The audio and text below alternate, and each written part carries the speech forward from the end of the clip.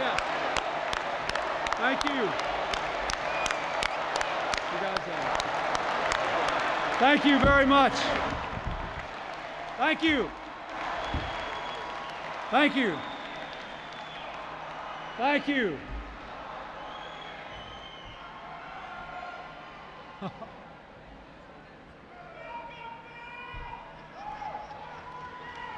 Thank you.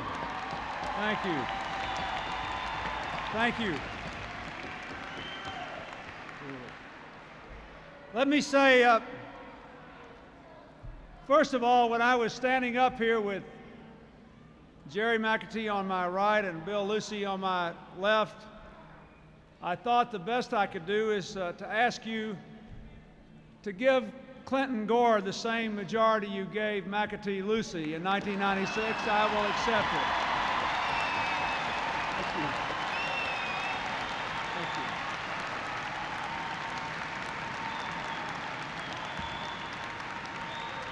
Thank you.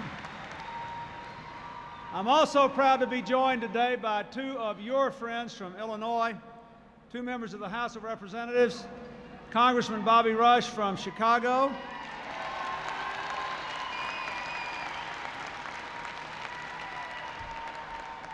and Congressman and Senator-to-be Dick Durbin from Illinois. Thank you.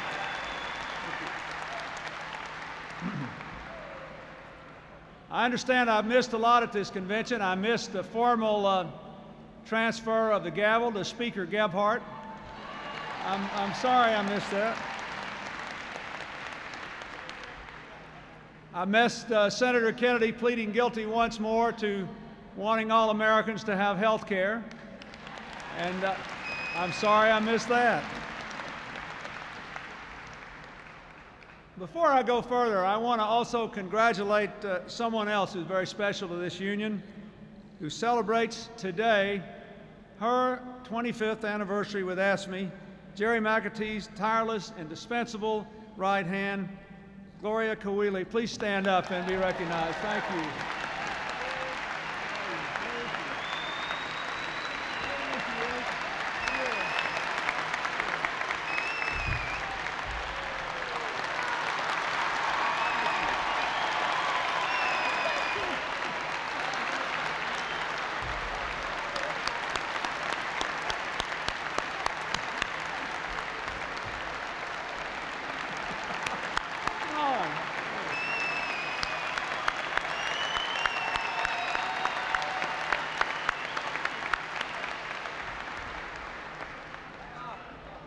If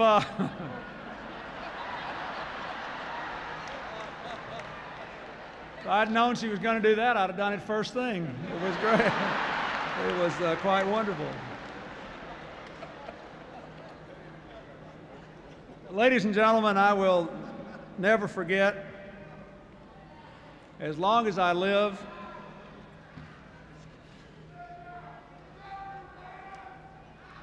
oh, calm down, relax. You want everybody to sit down there taking pictures? We're going to have a little fun. Just relax. Be loose. Be loose. I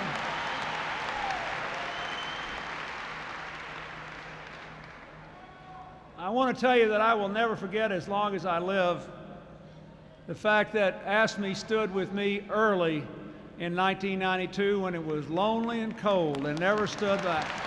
Never backed up.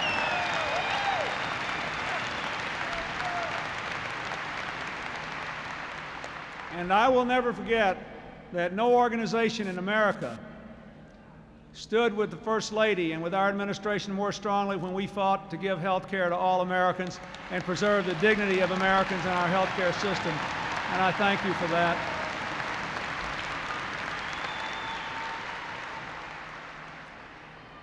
I also will always be proud that when I was a state employee as the governor of my state, I was a dues-paying member of AFSCME, because it got out of fashion for a while, but I've always believed in the dignity of public service. I believe it's important to honor people who take care of our parents and watch over our children and care for the sick, to protect the environment and who are always there in emergencies. That's what you do. America should know it and be grateful. And I know it, and I'm grateful. I thank you for that.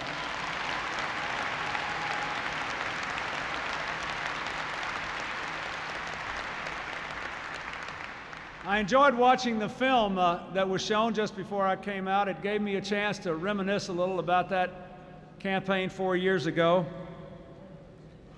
I ran for that election because I had a vision for what I wanted America to look like in the 21st century, a vision which you shared. I wanted us to go into the next century with every American, without regard to race or gender or income, every American having a decent opportunity, not a guarantee, but an opportunity to live up to their dreams. I wanted to see us coming together as a country, not being driven apart by cheap partisan politics designed to divide the American people. And I wanted us to continue to be the strongest force in the world for peace and freedom and prosperity. Now, we worked for 4 years to meet our challenges and to protect our values with a simple strategy: opportunity for all, responsibility from all, a community of Americans working together. We are all in this together, and I am tired of all the people who seek to divide us every day for their own personal advantage.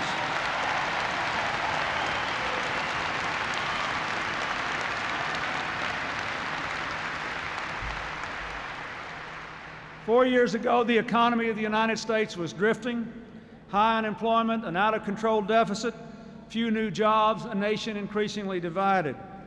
We charted a different course with a new economic strategy to cut the deficit, expand the sales of American products, give tax cuts to the 15 million hardest pressed American working families, invest in education, the environment, research, and new technologies, give incentives for people who live in distressed areas, and yes, pass programs like the Family and Medical Leave Act that enable people to succeed at home and at work.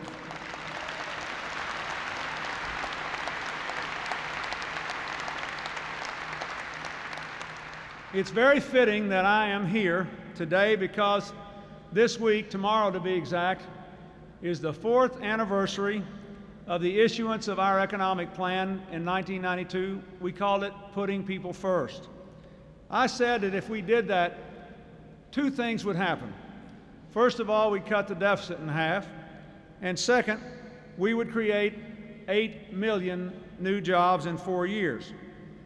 Now, after leaving us with a weak economy and record deficits and quadrupling the debt, the Republicans said it couldn't be done.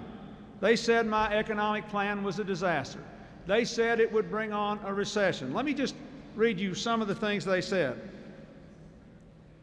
Senator Dole said, "The American people know this plan doesn't tackle the deficit head on."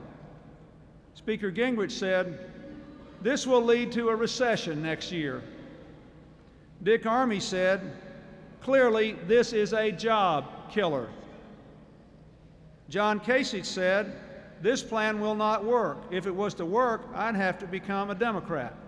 Well, 3.5 years later, we cut the deficit by more than half, and the economy has not produced 8 million new jobs. It's produced 9.7 million new jobs. I expect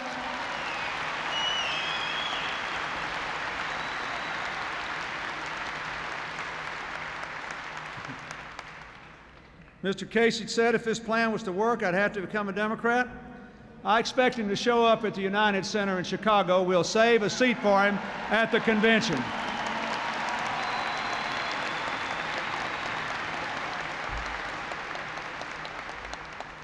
There are other ways that this strategy has helped real Americans. We've got 3.7 million new homeowners. New homeowners. We are moving toward our goal, led by Secretary Cisneros, of having more than 2/3 of the American people in their own homes by the end of this decade for the first time in the history of the United States of America.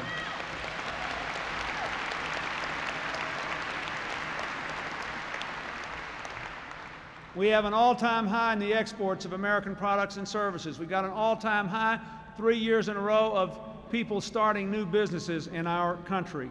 We are moving this country in the right direction. The rates of unemployment and inflation combined are the lowest in 28 years. This country is on the move again. We've got a lot of problems out there, but we are moving in the right direction.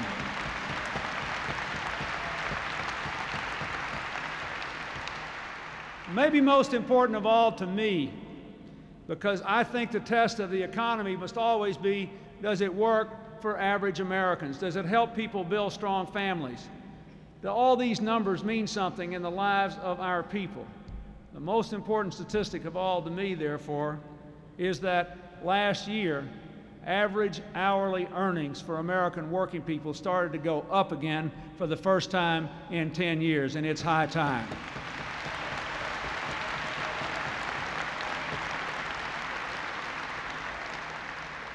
So when it came to the economy, with all respect, I think the evidence shows that they were wrong, and AFSCME, the administration, and our friends in the Congress were right.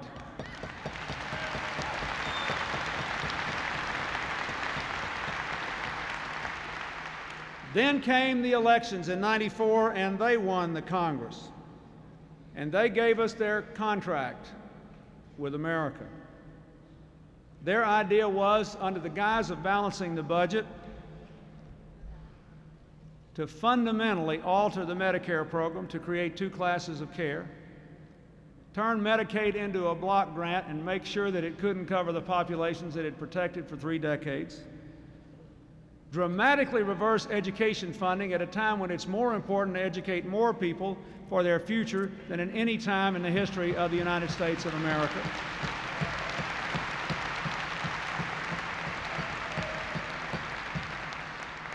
Gut enforcement of the environmental laws, weaken enforcement of the occupational safety and health laws, allow employee pension funds to be raided, and raise taxes on 8 million of the most vulnerable working families in the country. That was their plan. They passed it. I vetoed it. They were wrong about that too. And I'm glad.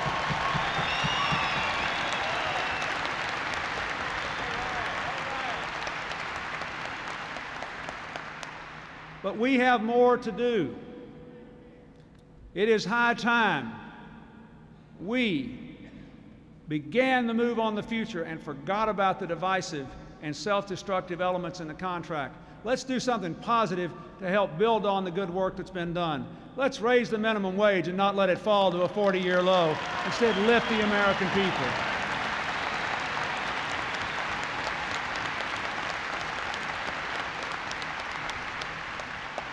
Let's pass the Kennedy-Kesselbaum health care reform bill and guarantee that you don't lose your health insurance if you change jobs or if someone in your family gets sick. Let's do it now.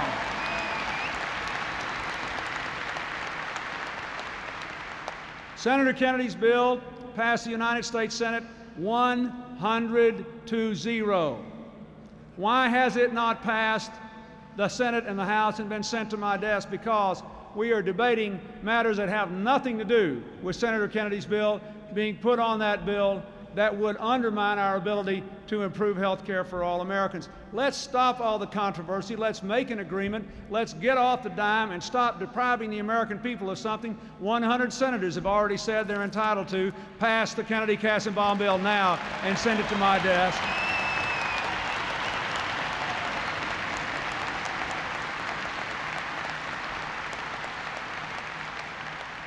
Let's give pension security to all those people out there working in small businesses, people that maybe have to change jobs 4 or 5 times in their lifetime. I have sent to the Congress a package of initiatives designed to make it easier for people who are self-employed or who work in small business to take out a pension plan, to keep it when they lose their jobs, to take it with them when they change their jobs. Every American who works hard ought to have pension security in this country, even in the global economy.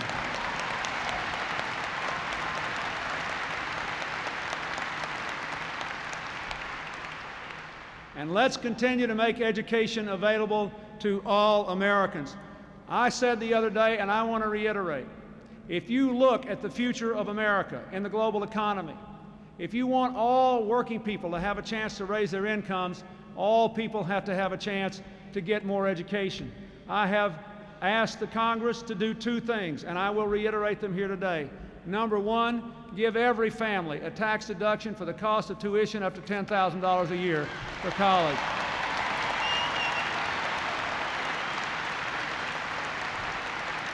And number two, make 2 more years of education after high school just as universal as high school by giving a tax credit of $1,500 a year for the next 2 years of education so that everybody can have it. Everybody.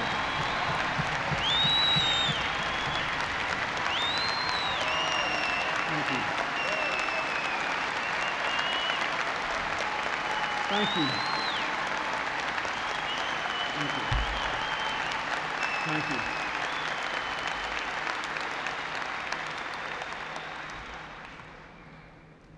That is what this is about.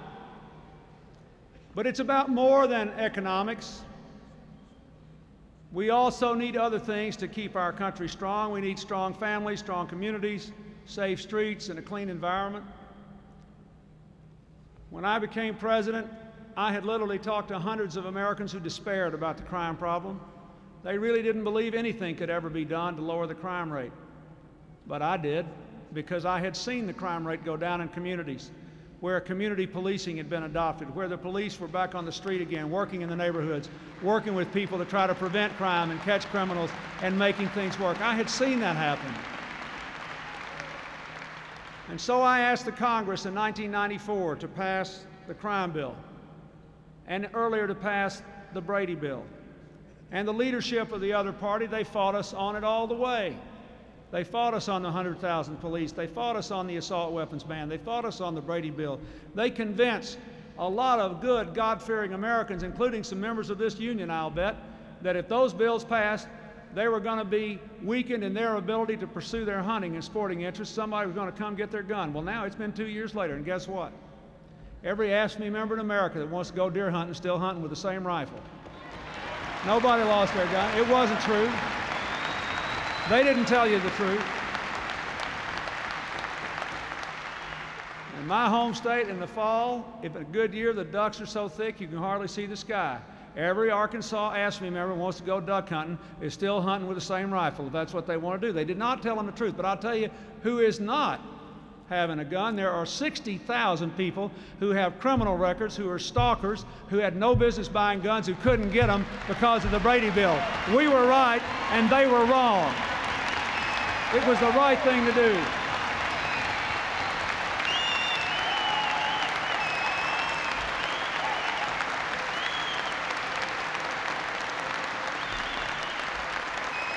And in just 2 years, we have almost half of those police officers paid for. We're ahead of schedule and under budget. And in that budget last year, they tried to repeal the commitment to put 100,000 police on the street, with the crime rate going down and the murder rate going down. They tried to turn back on the strategy that worked. I said no then, I say no today. We're going to make the American people safer. We're not going to put them at risk again. We're going to keep working until crime is the exception, not the rule in America again.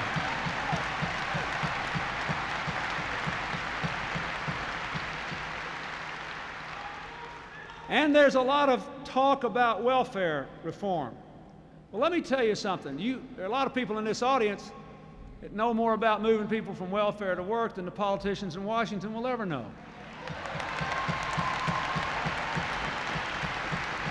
And if you work with people on welfare, you know that most people on welfare would very much like to be off of welfare.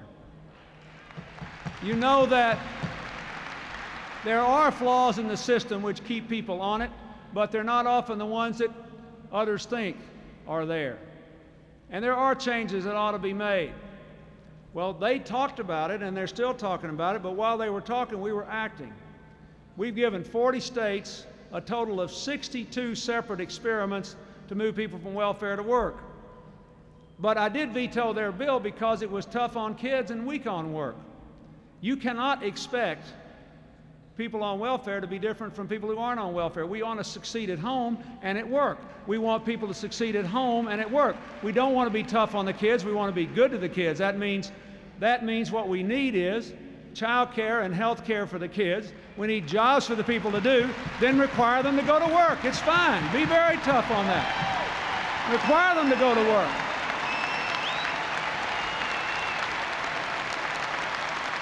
Now,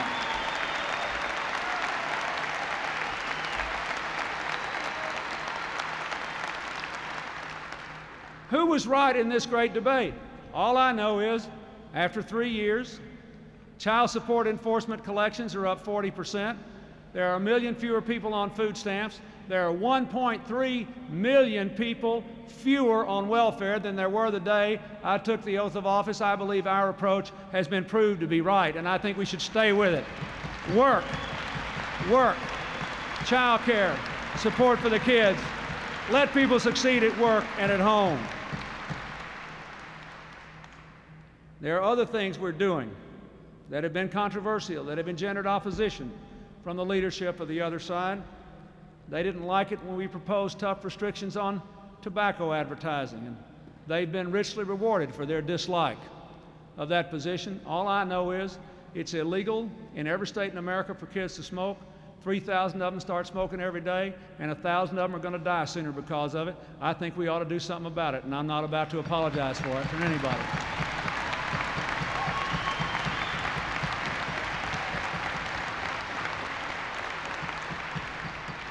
Some of their leaders didn't like it when we enacted the V-chip and said that televisions ought to include this V-chip now that we've got all these cable channels so that parents would have more control over the programming their young children watch. I'm a big believer in the First Amendment, but I think it's pretty hard to raise a kid in today's society, and we ought to give parents all the help they can get to help them raise their kids free from violence and other destructive influences.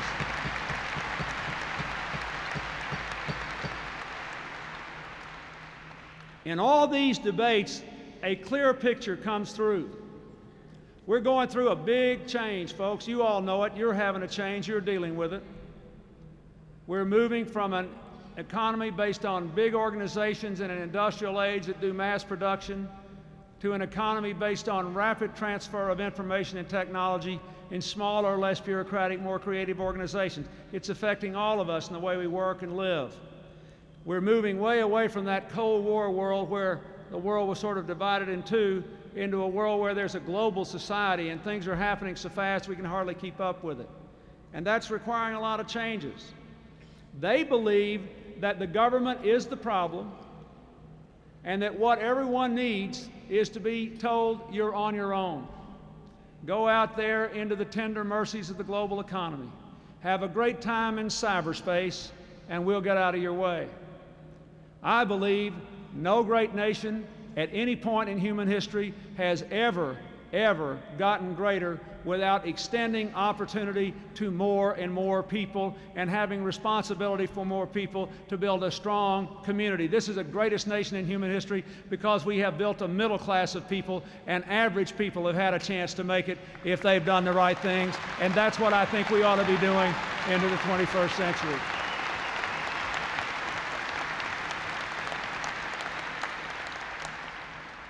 So I say to them, I want us to go into the 21st century meeting our challenges and protecting our values together. Should we have a smaller government in Washington and give you folks more responsibility? Yes. Should we walk away from our obligations to our people? No. No.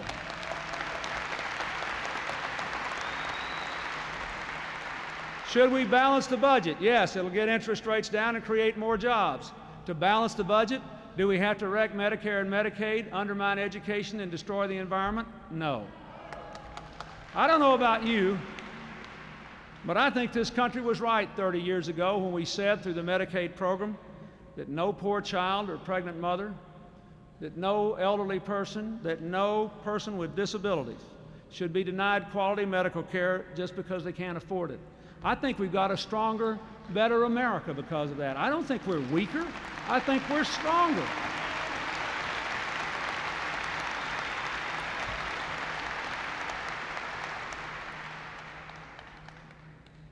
The majority in Congress today insists that we repeal this guarantee. I vetoed it once. I'll do it again if I have to. I think we're right. I think we're stronger because we honor these obligations. I don't know about you, but I think that this is a better country because 30 years ago we decided that through the Medicare program we would provide adequate health care to every senior citizen in this country. And you know, we now have a dramatically improved circumstances as a result of it. If you live to be 65 in America, you then are in the group of seniors that have the highest life expectancy in the entire world because of Medicare and Social Security. Now, should we give people on Medicare more options? Should we expect people to pay their fair share? Should we do everything we can to cut inflation? Do we have to make sure that this program will survive for the next century and beyond? Of course we do. But the plan that I vetoed and the one they still propose would put in place a Medicare plan that would literally create 2 tiers of care for our seniors and put millions and millions of our poorest and sickest seniors into second-class Medicare. I don't believe in that. I think we're stronger because we treated our senior citizens in a good and dignified way without regard to their income. I believe that.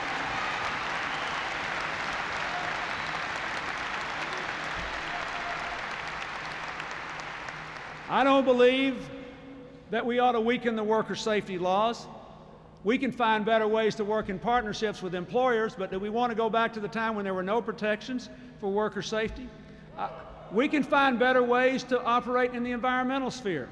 We're giving 50 different companies right now the opportunity to throw the rule book away if they're subjected to tests for clean air and clean water and the other environmental tests. We're not hung up on the bureaucracy, but do we want to forget about the standards for clean air and clean water and chemical right to know and all those things? I don't think so. I say we should stand up for the notion that America would be stronger in the global economy of the 21st century if we give our people clean air, clean water, safe streets, a solid education system, if we honor our commitment to our parents, and if we decide we are going forward together. It's always worked before. Why won't it work in the global economy of the 21st century?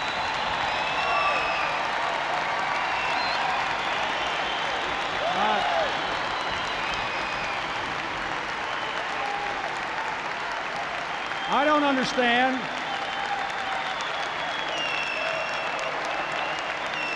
Thank you. Thank you. Thank you.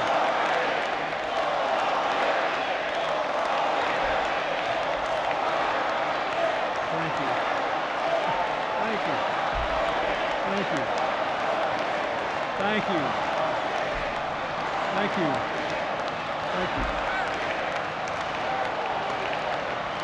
Thank you. Thank you.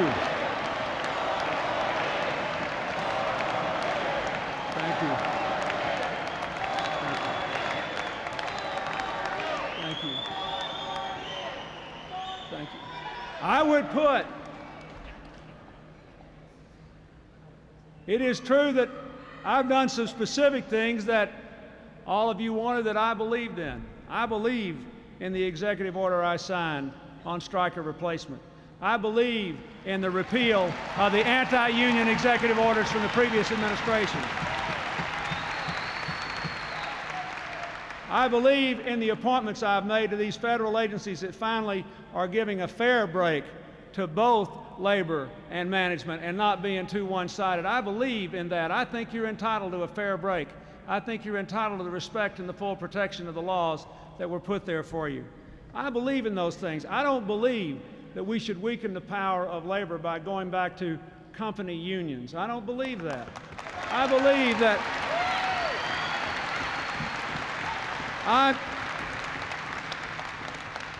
but I also want to point out that based on my experience as a governor and my experience as a president, it is simply a myth to pretend that everybody who serves the public is anti-change. I'd like to see some of these people who criticize people in public service go out and look at how the changes have been made in some of the welfare programs that you serve in some of the health care programs that you serve in. I would like to see that. I'd like to remind everybody in this country, if you'll let me now in my role as President Crow, that Business Week last year said that the best customer service on any toll-free line in America was not given by LL Bean or Federal Express, but by the federal employees at the Social Security Administration. I am proud of that.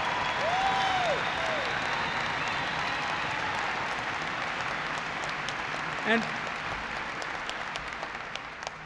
the Labor Department last month released a report by the mayor of Louisville, Jerry Abramson, and former Governor Florio of New Jersey, pointing out that when state and local governments work in real partnership with their workers and let the people on the front line who know how things really work make decisions, then taxpayers can get better services at lower cost.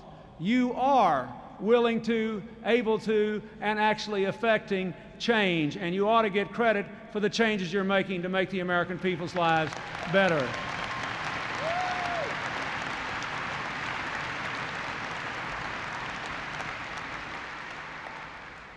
Now, let me say in closing, this is a very important election because there is no status quo option here. You remember how in '92 we said the issue was change. It was change against drift and more of the same. Not true anymore. There are two very different views of change before the American people. We are going to walk straight into the 21st century on the strength of the decision we make in November. We are going to take one of those paths into the future. And the good thing is the American people don't have to guess anymore. They know what I will do because I have done my best to do what I said I'd do in 1992, and the results have been good for the American people. But to be fair, perfectly fair to our friends on the other side, they have also made it clear what they will do. The budget I vetoed would be the law of the land within 6 months after they had the presidency and the White House. If the American people want it, they know how to get it. The environmental measures I stopped would be the law of the land within 6 months after they controlled the White House and the presidency. And the worker safety weakening and all the other things. So if you believe that the message we ought to give to Americans is you're on your own, have a good time in the tender mercies of the global marketplace, enjoy cyberspace, you have an option.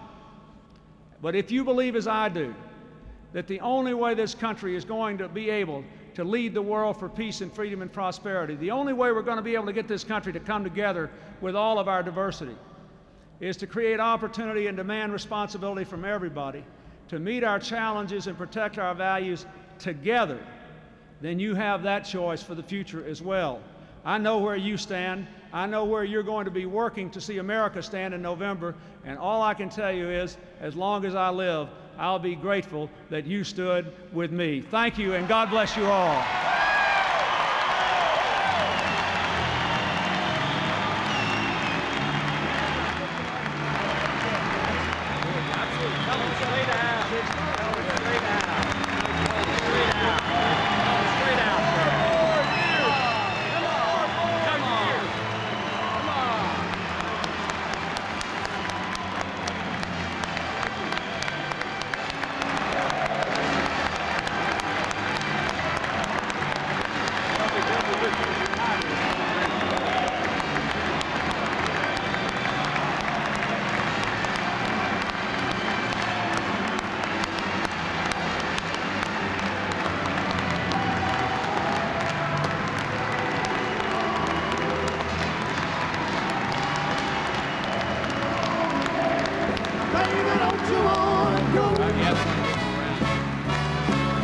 Back on the same old place, a sweet home, Chicago.